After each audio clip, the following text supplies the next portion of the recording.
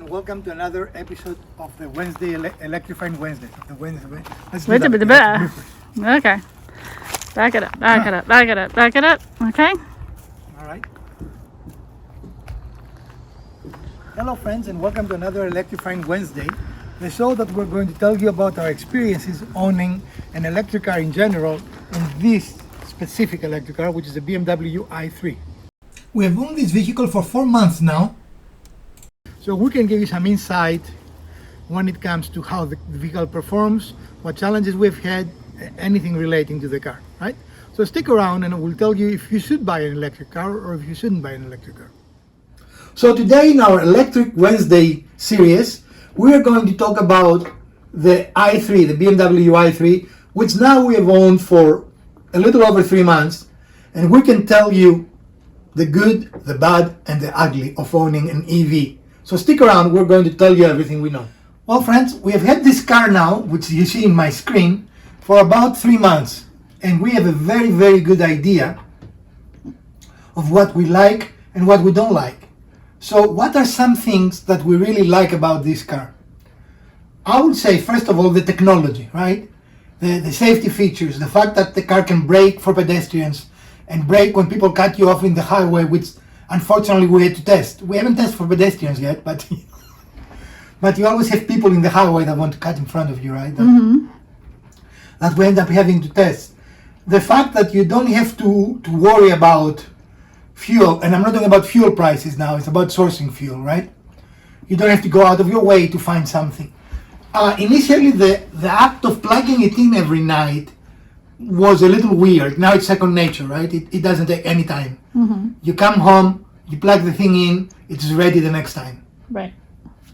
Yesterday, I did quite a lot of traveling on it, and I even charged it in between trips, and it worked beautifully because when you're low, the initial charge of the battery is very fast. So it will go from 0 to 80% very fast, and then the last 20% is slow, right? Okay. Which is why it's recommended that you fill it to 80%. That it's recommended you don't daily fill the battery completely, or charge the battery, not fill completely. The visibility on this car is absolutely amazing. When you drive in it, the height of the car is just right? It is not quite SUV, but it is not low. Right. It is a nice in between. The look of the car, it is beautiful. Yesterday I had people stopping me, asking me what is this and how cool it looks with the doors the way they are, you know?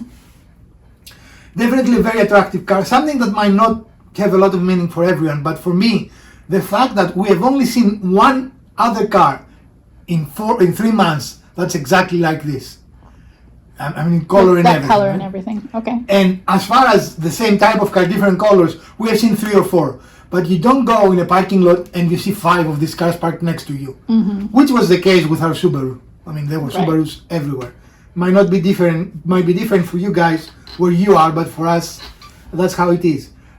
That may or may not be a reason for you. It is for me. It drives exceedingly well. It has an unbelievably well-behaved drivetrain. You know, the steering is very responsive. The suspension is firm, but yet nice to absorb paveway? What's paveway? Runway. Now I went to Runway? aviation. To absorb pavement irregularities, you know. Okay. We have had no difficulties. Elpida can talk to the rear seats. I've never been in the rear seat, but you have been on the rear seat. It's roomy when you get in there. Definitely it helps if you put the seat forward, lean it forward to get in and out. Otherwise, you're kind of doing a little bit of a twister game.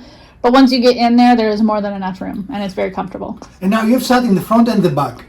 Is the back much smaller than the front? Not noticeably. Like I said, once you get in there, to get in and out can be a little bit of a challenge, like I said. But as long as the seat's forward, it's okay. And how is the visibility, like as a passenger? Oh yeah, it's great. Yeah, you can see everything you need to see. We so far cannot find enough good things to say about the car, and I'm trying very hard to find something we don't like, and I'm failing. I don't know we talk about it a lot, so have I mentioned anything I really don't like about this car? Not that I can recall. I cannot really find anything. Again, the look of it is subjective, right? Some people will like it, some people will not like it. So things that are not necessarily negative, but things that I think of. As you know, this is the range extender model, right? You can buy one without a range extender. Because this was our first electric car, we really thought we would have range anxiety, because everywhere we read, people were talking about range anxiety, electric cars. Right. And we don't have that. I mean, have you noticed, has ever been worried about No, range on this car? no. In fact, I presume most electric cars, but definitely this electric car, if anything, underestimates its range, right? Well, plus you regenerate power as you're driving, so And the more we learn how to drive it, there are times that I go and travel 80 miles and I get back home with 60-mile range. I mean, you know, it's like, I mean, 60 miles remaining from Right. the 80 miles. right. So if every electrical, again, this is the only one that we know of, because that's the only one we've ever owned. But if every electric car is similar, So blah blah blah. and also this specific car has 3 driving modes. I only drive it in the comfort mode because I like to be comfortable, which means that I drive it in the worst scenario. I drive it with air conditioning and I drive it with all the electronics on. My wife likes to drive it in the eco mode, which limits her to 75 miles per hour. And if we really feel that we are stressed about fuel, we can put it to Eco Plus, and that Fuel, really you adds. mean power. Eco Plus is the setting. Yeah, I'm talking but about you power. said fuel. If you're stressed about fuel. Yeah, then if you it's stress about, see, I still have that. I in mind. know. If you're stressed about your range, I guess it's Right. But I've never even driven it on Eco Plus or Eco mode. My wife does because she feels more comfortable that way, but I haven't found the need.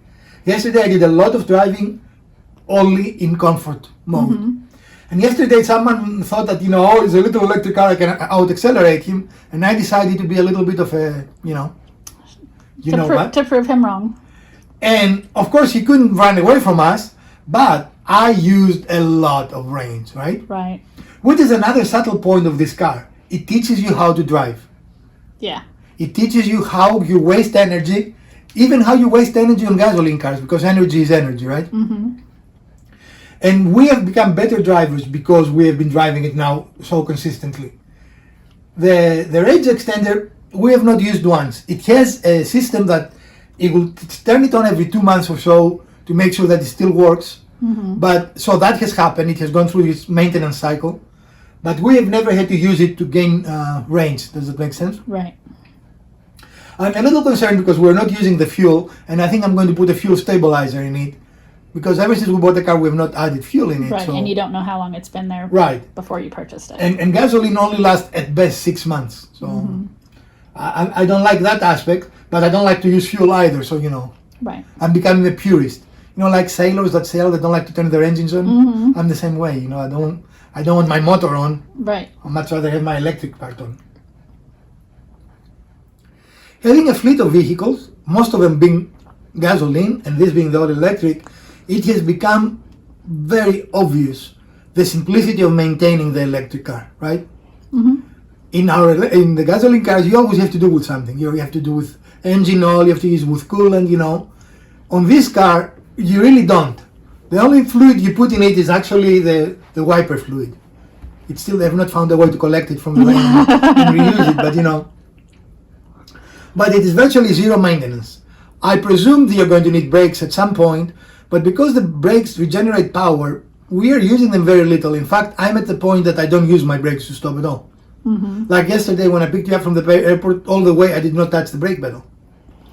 Because of the way this car is designed to stop, you don't even have to touch the brake pedal. Once you take your foot from the accelerator pedal, it actually starts slowing automatically. And I guess this could be viewed both as a negative and a positive. I mean, it does take a little learning. Yeah, definitely a learning curve. The first day we drove it, it was kind of bizarre because you let the accelerator go and the car stops. I mean, you know, like, Well, and I remember that from our test drive years ago when they first came out. We went to the dealership and test drove one. yeah.